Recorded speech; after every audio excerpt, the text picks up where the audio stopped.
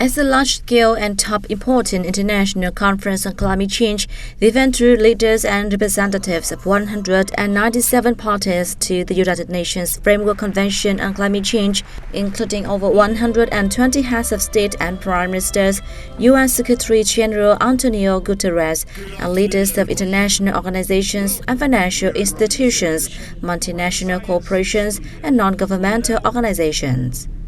At the event, leaders expressed their concern over the increasingly serious impacts of climate change on the Earth. They reaffirmed that the international community needs to take urgent actions right now, make stronger commitments, and strive more to cope with the current climate crisis. Delivering a keynote speech at the first working day of the Climate Summit, Prime Minister Phạm Minh Chính has called on countries to make strong commitments to reduce greenhouse emissions on the basis of common responsibility that suit their conditions and capacity, adding that there should be fairness and justice in climate change issues.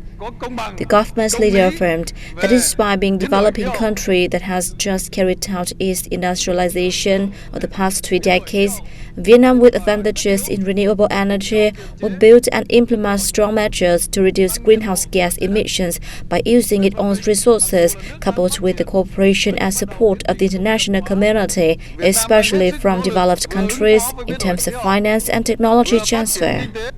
Such measures include the implementation of mechanisms under the Paris Agreement to achieve zero emissions by 2050, he said.